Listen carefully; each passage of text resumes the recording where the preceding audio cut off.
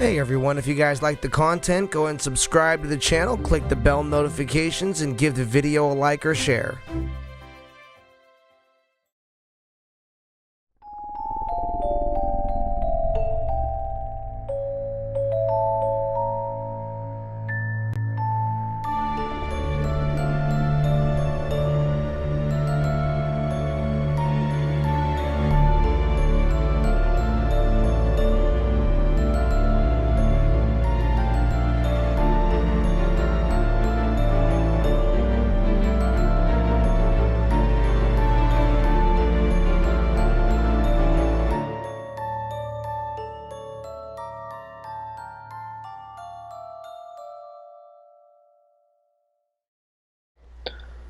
All right, you guys, welcome to the listening room today. My name is Eddie Booz. I'm your host, and with me today, as always, my co-host, Miss Daisy, behind me.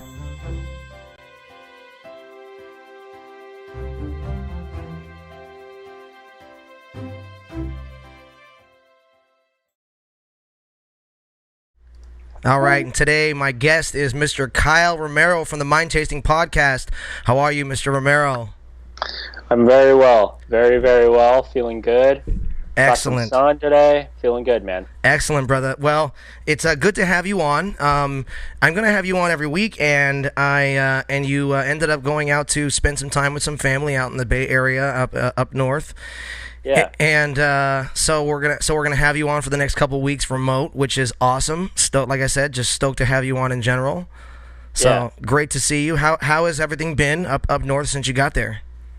It's good, man. It's a little colder here than it is out in LA.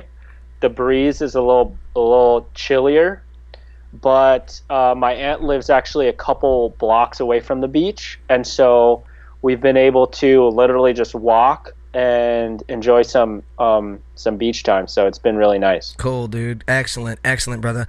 Today I'd like to start off the show, like I like to start off every show, like I like to start off my day with a little bit of gratitude.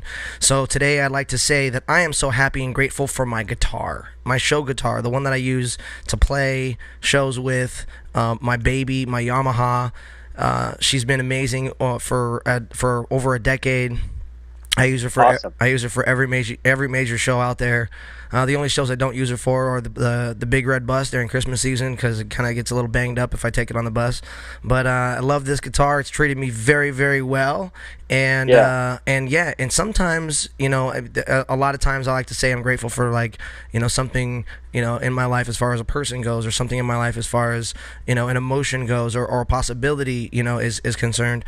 But there's also nothing wrong with being grateful. In fact, it's important to be grateful for the actual things that you have and utilize in your life, Yeah, for sure, man. For sure. I completely agree. I love that word you use there, utilize. It's a tool for you. It's not just something that you look at. It's something that you use and utilize to create and to express. And so totally understand, your connection with that and your gratitude for that. So that's awesome, man. I love that. Absolutely, brother. Absolutely. So why don't you share with me something you're grateful for today, my brother? Yeah, I will. I'm actually grateful for this connection possibility that we have. Like with quarantine, it's been really hard for people, but just our ability to connect through the technology that we have now, and using the internet and all these different tools, whether it's Skype or Zoom or Google Hangouts or just chatting, just our ability to connect with people in a way that we never have before in our history. We're kind of at the peak level of our connectivity, and so I'm very grateful for that opportunity and that possibility, and the utilization, that same word that you used, our ability to kind of utilize this to connect and have meetings and bond with each other, you know? Absolutely. You know, it's funny too because I found that this, this digital connection is also, like you said, it's, as far as utilization goes, it's really been a really cool tool as far as meeting people too. To be honest with you, like my friend BJ, who's on the show regularly as well, he's actually invited me recently to play a few games, online games with himself and some of his friends recently. Yeah. So I've got to meet some of his friends, super cool people. And so it's not stopped and evolution of social change. You know what I'm saying? Of like still getting to meet people and still kind of having that social, it's that new unique social interaction, not just having a social interaction in general with the people you already know. It's still allowing us to meet new parties and to kind of really explore new people through this as well. It's broadened our reach. Now we're not confined to just the people in our area or in our close circle, but as you said, now I'm able to integrate myself into other circles a lot more easily, people that are across the country, because of the tools that we have available to us now. Right, absolutely. So let's go ahead and, dude, you're absolutely right about that, and to be honest with you, it makes me grateful for that as well, and it's funny too, like many things in life, we're not as in tune with, the fact that we are grateful, the fact that we are appreciative. It's easy to see the bad side, but it's not only not easy to see. Why not look at the good side? Right, it's easy to see the bad side, and it's also easy to just simply overlook the good. Take it for granted. Exactly, is what it is. So, totally. But and like I always like to say on the show, I always like to say it's very important that we stay active in our own mental and emotional health. And one of the best ways to do that for myself, actually, and this is something I work on every day, is acknowledging and being aware and celebrate the things that we're grateful for in life. And I find that openly acknowledging those things, openly being aware of them, writing them down, saying them, talking about them, I feel that is one of the best ways to stay active in your own mental and emotional health and keep you on a positive path, keep you keep your mind more positive, like I said, more closely tuned to center.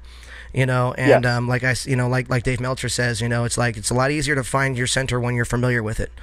So it's like, so I invite everyone to write down the things they're grateful for in the comment section, say them out loud, get a journal, start writing them down.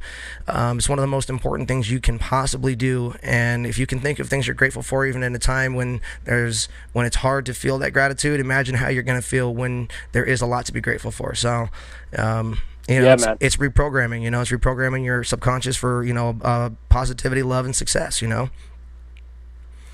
So, okay, so let's take a quick listen to the song that we're going to do today. So, this series of songs that I have done recently, has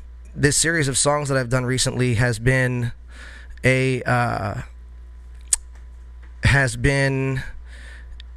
kind of a throw out to other stuff that I did quite a while ago. So, let's go ahead. I think we lost Kyle. I'm going to get him back right now.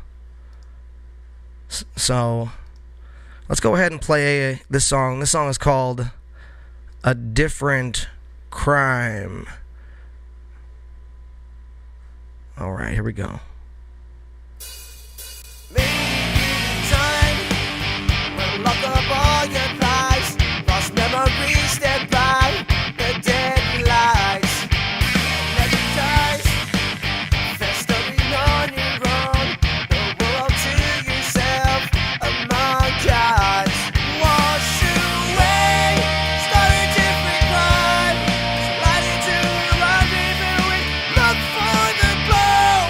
So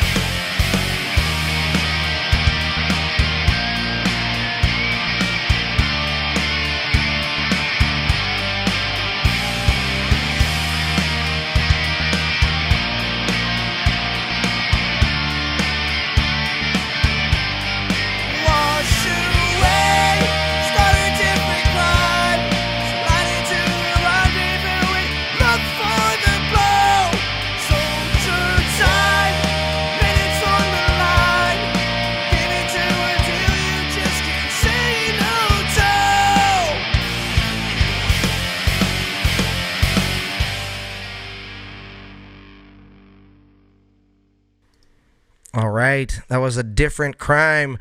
I guess before I wrote that back in 2009. Good to see you, Ray, Robbie, BJ, everybody in the house tonight. So that was just something kind of I wrote a long time ago to jump some stuff and kind of jumpstart some stuff and get kind of a project going back then. I never really got off the ground, but I wrote quite a few songs for the project. So I'll be showing a couple of more songs from that project over the next couple of days, and then we'll probably move. Actually, today's Thursday, so tomorrow we're gonna have Mr. Crumb in studio doing our first in-studio live musical performance tomorrow. So make sure you guys tune in for that. And great to see all of you guys in studio tonight. So real quick, I just want to check in with Miss Daisy and see what she thought about that tune.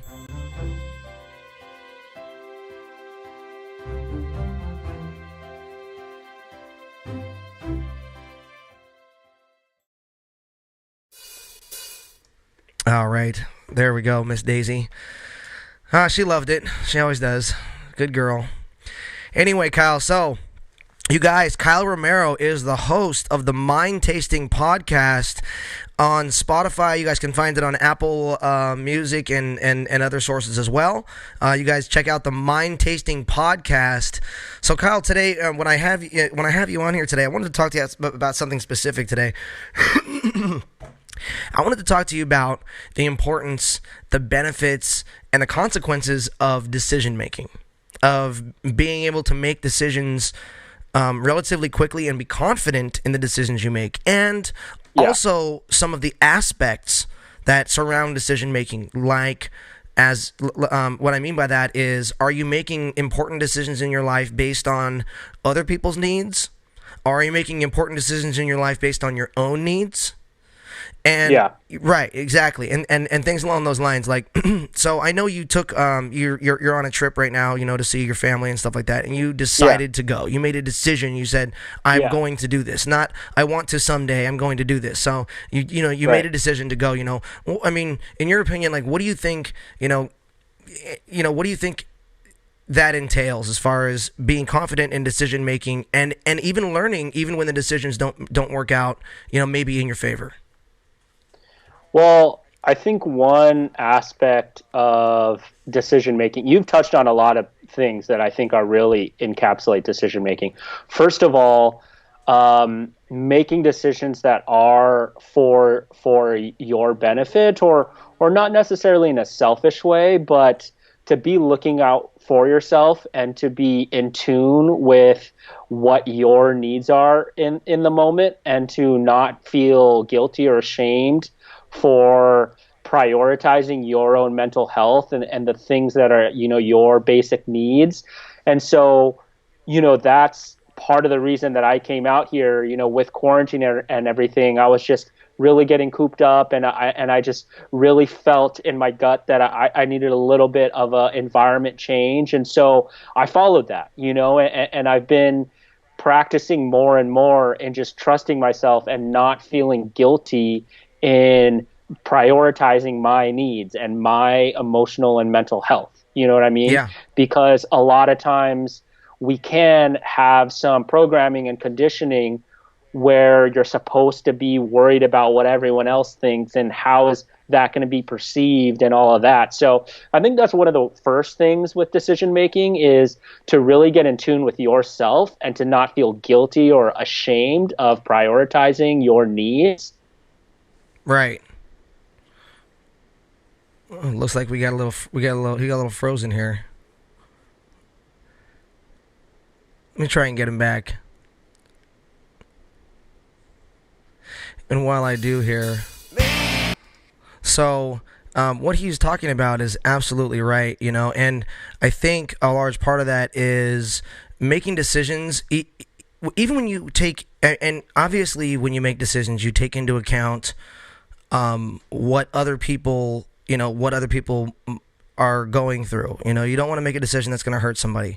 However, I think that what he was talking about there, as far as knowing what knowing what your highest values are, and making decisions that are aligned with your best interest, aligned with what your goals are and your desires are, and I think that's important. I think that you can always be cognizant of other people's of other people's feelings and of the things that people are going through. But at the same time, it's extremely important to recognize where your values are and stay aligned with that. And as you make decisions moving forward, as you make important decisions in your life, you need to stay aligned with those decisions and staying confident and strong in your own beliefs and your own Robbie calls this here a healthy selfishness, and so and essentially that's what it is. There's a difference between being greedy and being selfish. You have to look out for yourself. You ever hear the saying, you can't pour from an empty cup? You know what I'm saying, Kyle? So it's like, gotta fill your cup that's first. right. Like my cup overfloweth and filleth that everyone else is around me. You have to keep your own values aligned with the decisions you make moving forward. And absolutely, as you take other people's feelings into account, as you take into account the things that are going on in your life and around you, and family members and friends and the other important people in your life, all will factor into the important decisions that you make in your life. However, if you are confident in yourself, if you're authentic, if you continue to follow your own values and stay aligned with your own purpose and your genuine purpose, and just trust your intention. If your intention isn't to like hurt other people, then someone might perceive it that way, but that's probably them projecting onto you. Right. Like your intention is your intention, and I'm just looking out for myself, and that's not a bad thing. Right. And you make a really good point there. It's sometimes if people are going to get offended by a decision that you make, a lot of times you're right, that is an insecurity that's projected onto you from someone else. And we always have to keep in mind that people can only come from where they come from. They can only come from having their own experiences in life. Everyone has their own perspective. Everyone has their own perspective. Everyone has their own emotional blueprint. You know what I'm saying? Everyone has their own subconscious that's been built over years of experiences that have caused them to feel a certain way inside and react a certain way to every situation moving forward. Do you see what I'm saying? Right. So you're absolutely right. You can't control how other people are going to react to your decisions. You can only make the best decisions for your life that you can possibly make moving forward every day. Yeah. So making the more fulfilling decisions, trying to, make the decisions to keep yourself happy and do the things that, like I said earlier, are more aligned with your highest self and your goals and your values, Yeah. Yeah. I think another thing that you had mentioned when you first asked the question, a word that you used was learn. And what I found with decision making is if you just stay indecisive and in thinking world and like debating, you don't learn anything because you're not actually doing anything. Right. Versus when you decide to do it, then you can start to make iterations and like, okay, I maybe made a mistake or something happened, but I'm going to adapt. I'm learning because I'm doing and I'm deciding versus, and that's actually what happened. That's why I'm so grateful for you, Eddie, to really, you were the one who started me, like got me going with the podcast, because I basically spent 2 years in thinking land coming up with ideas, which was beneficial. I do have a lot of ideas, so that I did make something of that. But just starting now, and it's only been a month, I've learned so much in this past month because I've been actually doing and making decisions. Okay, I want to do this podcast. I'm going to release this one. I'm going to do this one. You know what I mean? So really being active and just realizing that you can't go back in time, right? Like you can't go back in time. Oh, what if I had done the other thing? Well, you'll never know that. That's impossible. So like stop looking backwards. You made the decision and then go for it. Absolutely right, and you're so right about that. In fact, that's something I'm kind of happy about that I actually do is like I'll make decisions and I'll do something and then if I learn from it, as I go that's either not what I want to do or maybe it needs to be adjusted or changed, like I'll do that. Yeah. For instance, like recently, like I had this idea to do like a Saturday morning sing along for the Arts and Enrichment Academy. and I did it like the one time. Like I decided to do it and I did it like the one time. And then I realized, I was like, okay, wait. I was like, and after watching it back, I was like, okay, it was okay. Then I realized like so many different things that could have been better about it and how it could have been built in a more proper and a better even marketed way to reach more kids and more people. You know, and it was like, it's like you learn from doing. You don't learn from imagining, you know? Yeah. Exactly. I mean, you create from imagining, but you don't learn from imagining. You know, Ray says the biggest thing on your deathbed. How do you analyze your life? Check this out, Ray. The one biggest regret from most people on their deathbeds is that they did not live a life true to themselves. Hear that right now. Studies have shown that people on their deathbeds' largest regret as a whole are that they did not live a life true to themselves. Meaning, what we're talking about right here, about making decisions and about making decisions that are most closely aligned with your values and your highest interests and your highest being. You see what I'm saying? So, and I think that points to another thing that I think with regret is that more often than not, you regret something that you didn't do. That's what I'm saying. Is you don't regret what you tried and maybe it failed a little bit, dude. But you don't really regret it because you learn. Like we're talking about, you learn from it. So it's not a regret. It's okay. I just need to adjust. Right. Versus when you don't do anything. Yes. Dude, when I wrote and shot my very first short film. It was called Stalked at the time, and then I changed the name to Time Is on My Side, and we shot it in 2012. And then actually I'll never release it because it ended up being like a couple years later, a feature film ended up being made that was the exact same story. And so like even though ours was made 5 years earlier, it's like, you know what I'm saying? It's like, I don't really want to like have to deal with that. So that will never be released. Ray actually worked on that. Actually, Ray did like all the G&E stuff. He did all the lighting and all the like the heavy lifting and stuff on that project actually. But the thing we're talking about here is making decisions. And like I remember telling the director, I had never written a script before. But I wanted to make something. I'm like, I want to just shoot something. I want to do something. So I wrote something. I shot it to him. He's like, it's all right. He's like, it's pretty good. You know, rewrite this as a script and get back to me. You know, I got back to him, and he told me it'll take like 6 months to pre-produce this, like 6 months to a year.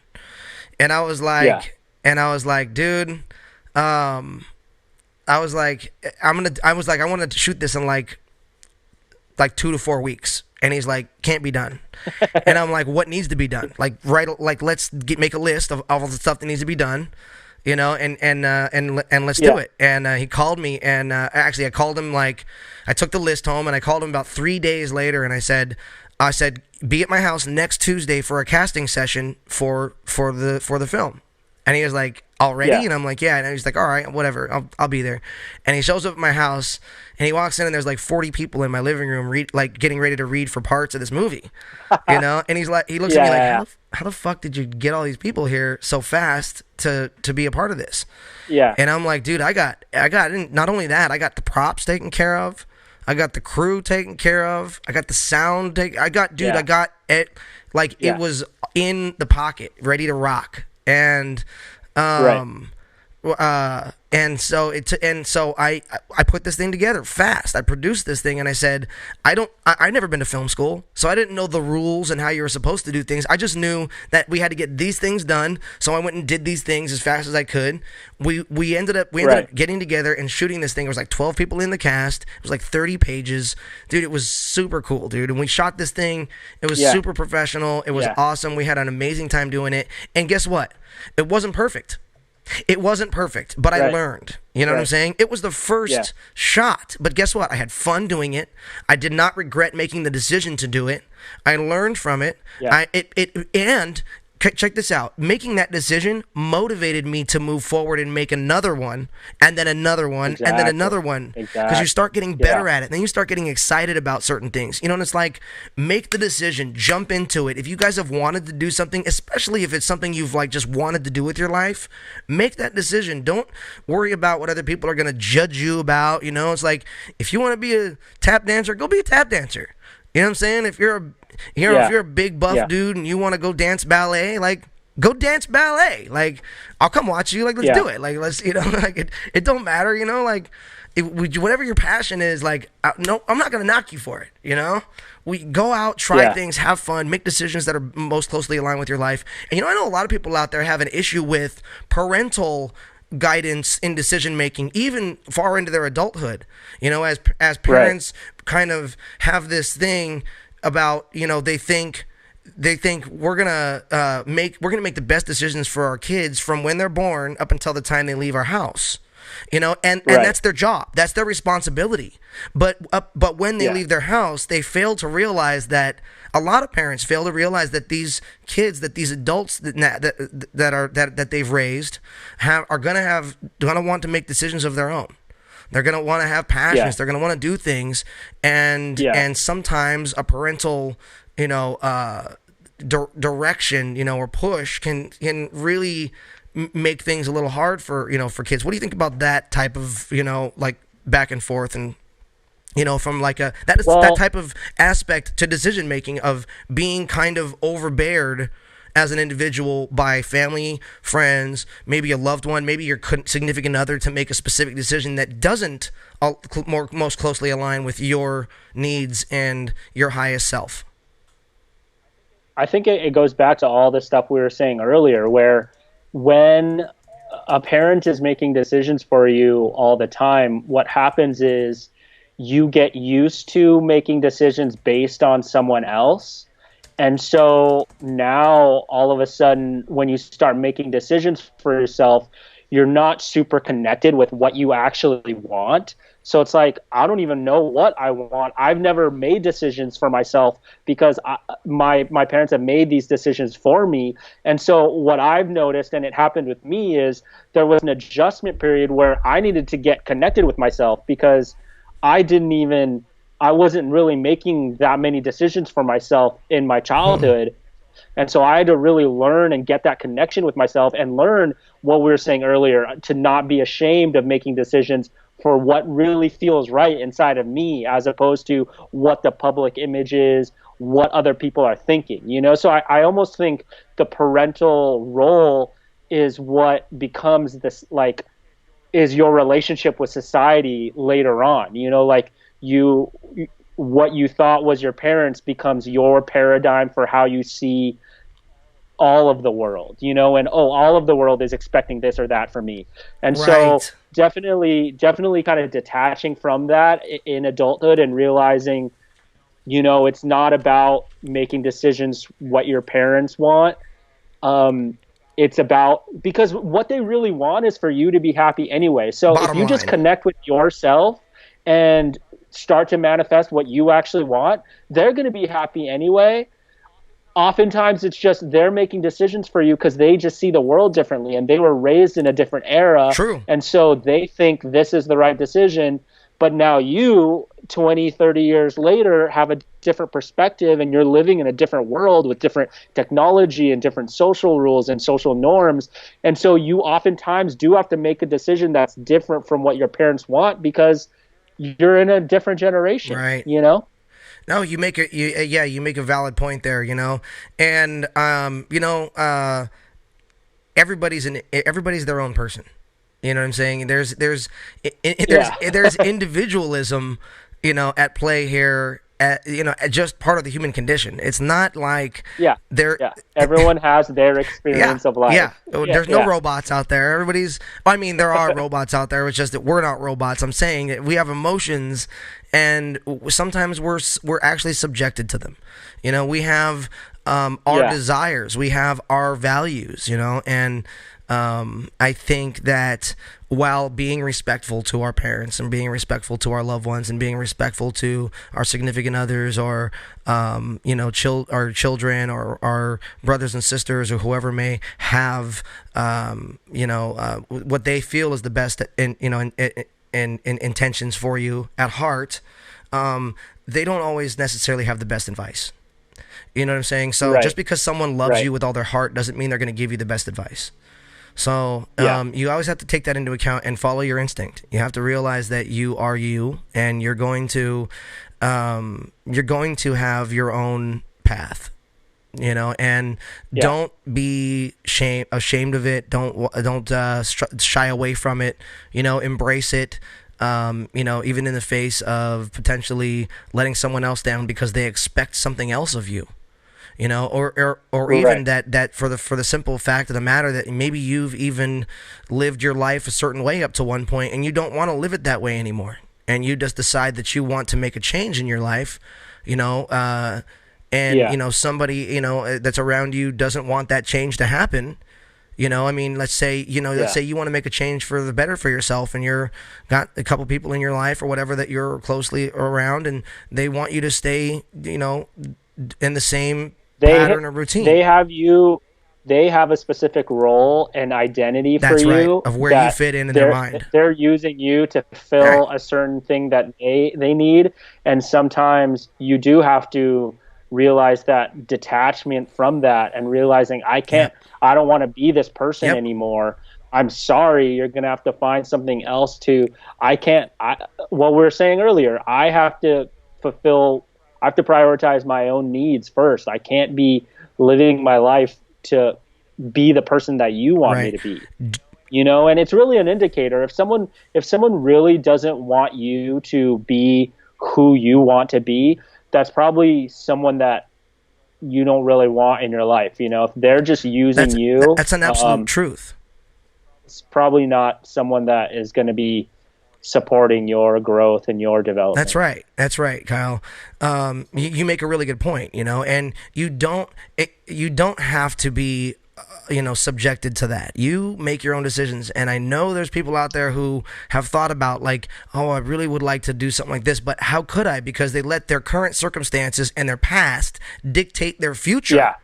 Literally dictate their Yeah. reality for their future, and they think, well, how could I change anything? I'm where I am, and this is what it is, this is what life is. But it's literally about, instead of just wanting something, instead of just saying, oh, I wish this could happen, it says making. And by the way, whenever you're wishing for something, you're coming from a place of lack, of I don't have, Yeah. I don't think I'll ever have. You know what I'm saying? Instead of doing that, people more often than not don't make a decision to do the thing that they want to do. Right. You know what I'm saying? And if you actually just made the decision to say, you know what, like, I'm not going to do this anymore. Like, it may suck and it may hurt some of the people around me at the moment, but this is not for me anymore, and I got to do something differently with myself. You know what I'm saying? And when you do that, you're right. It's other people they have an expectation of you and a role that they want you to play in their lives. A role that that this is their norm and this is their routine. And once and again, change, when you do things like that, when you start changing, you'll notice that other people in your life start to inadvertently get threatened by the change. They'll literally be like, well, I mean, where do I fit in this new changing existence of yours? When they see you leveling up and you doing things, they automatically go like, whoa, like, you know what I mean? Do I still fit into this? You know what I mean? Like, so, but you know what? You can't allow that to be the determining factor. You can't allow that to be the determining factor in your decisions to be the best version of you every year, every month, every day. Moving forward, and allowing yourself also, that comes with allowing yourself to make a decision, make a mistake, realize sometime down the road that, you know what, this isn't for me. I gave it a shot. We tried it. I tried this. It didn't really work. I'm going to need to move into something that's more aligned with me, and I will cut this off now because Yeah. I'm and you know what, Kyle, everything that we've talked about making those decisions, about pulling yourself away from maybe parties that are expectant of you, that's one of the that takes more strength than you could. I mean, then it's the kind of strength, that kind of emotional and mental strength that takes is almost unfathomable. That's why it's hard for people to leave 20-year marriages. That's why it's hard for people to leave jobs that they've been at forever, because they don't have an idea of what the possibilities are for a better existence for themselves. Yeah, man, creating a new identity and creating a new and shedding the past identity is very much a very huge challenge, and is no easy task, and is going to be one of the thing is, though, with every challenge comes the growth that comes with that. You know what I mean? And so it's going to be challenging, but you're also going to grow. The other thing that I wanted to mention as well with this is that although you might detach from some people, realize that there are gonna be other people that in your new reality and your new identity, there are gonna be other people that are more aligned with that. So it's not like, oh, I have to do this by myself all of a sudden and no one's gonna support me. Right. Actually, when you go on this new endeavor, you're going to encounter people that are more aligned with you, and those are your new support system and your new friends and the new people in your life. That's a very exciting truth. Do you understand that? Like, so what happens is, so there's voids that are created in your life every day. So either you're creating a void for yourself to fill, or you're creating a void for the universe to fill. You're always doing one or the other. And when you're when you're clearing the soil, when you're clearing the garden of all the weeds and all the stuff that you feel are tying you down or not as closely aligned with your true and highest self, when you're doing that, you're actually creating a void for the universe to fill with better than was there before. Do you understand that? But now on the flip side of that coin, when you go out and you overpromise things, and you misrepresent, and you back end sell, or you do crazy shit that puts that people now have expectations of you that you can't follow through on. Now you're creating a void in your life that you need to fill, that the universe can't fill, and that you have every intention of filling off the bat, but you know, how likely is it that you're going to be able to follow through on things like that? You see what I'm saying? Yeah. So when you create these voids in your life, be really careful about how you do it and which ones you create. Ray says, you know, and Ray says something here. Actually, Hollowbox says something. There's two comments in here I wanted to touch on. Hollowbox says, "Be yourself. Everyone else is already taken." That's you know, that says it all. You know what I'm saying? Like, have to make the decisions that are most closely aligned with who you are, not anyone else, you know. And Ray says something here that's really important too. He says, hell yeah, definitely. Like, when I quit my job, my parents supported it, but during their generation, they were taught to keep whatever job they had and be happy that they had one, even where there was a lot of stress. You know what I'm saying? And that's true. Like, we were talking about how parents can come from a specific generation and a specific experience and think and really want the best for their children in one hand, but also be pushing, you know, in something that, you know, an experience that they themselves have been through. Now I know specifically what Ray is talking about here. Now, Ray, if I might say, was the ex-mechanic of the Goodyear blimp. Actually, he was the mechanic of the Goodyear blimp for 10 years, for about a decade, if I'm not mistaken, or was it a little less, Ray? But that's a job that he ended up having. He ended up leaving and that is another thing. He made a conscious decision to leave that job to spend more time with his family.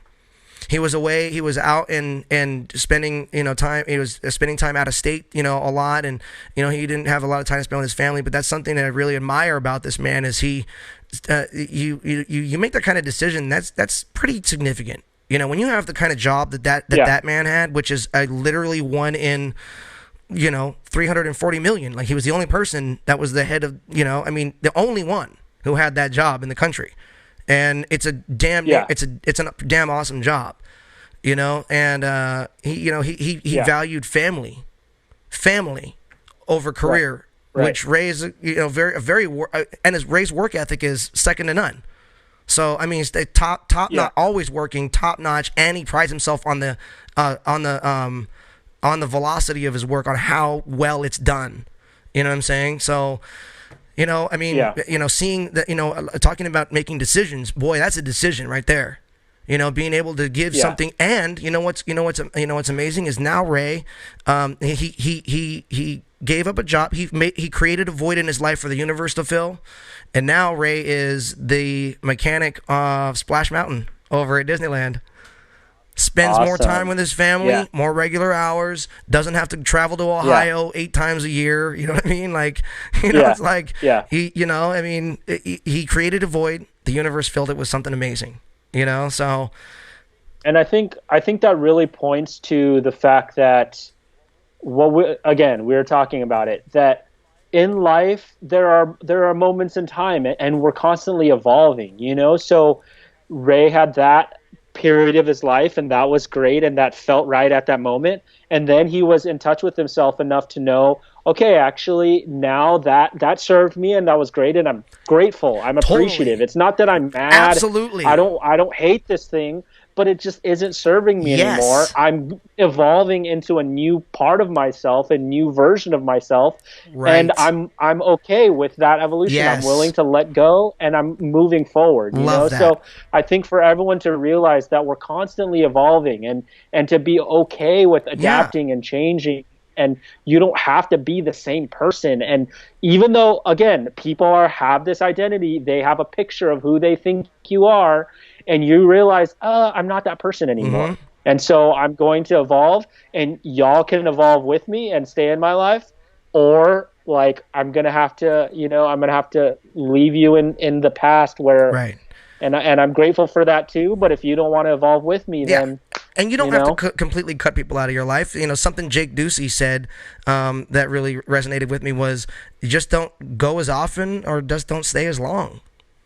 You know what I mean? You can just limit it's natural. It becomes a vibration thing. You just naturally, as your vibration changes, you naturally just aren't with them as long, and you don't hang out as often, and maybe you'll send a text here and there, but it's like it's a smaller and smaller part of your life, Absolutely, my brother. Absolutely. You make amazing points here. I love talking to you. I love having you on the show.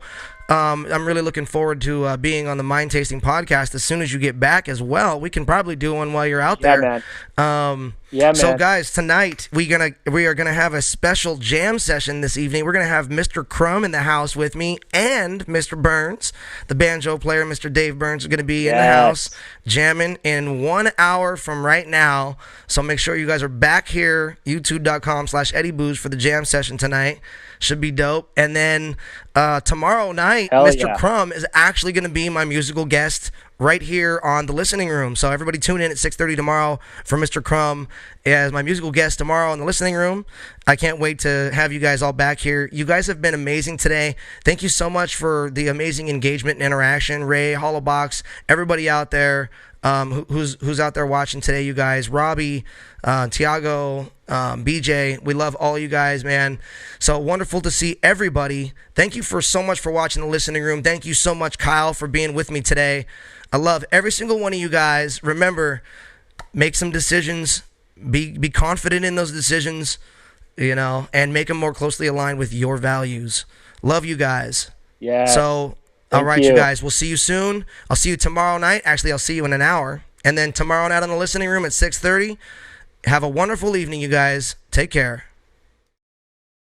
Thanks for being a part of the Listening Room tonight. My name is Eddie Booze. Go ahead and subscribe to the channel, hit the bell notifications, and give the video a like. We'll see you guys every Monday through Friday right here at 6:30. Take care.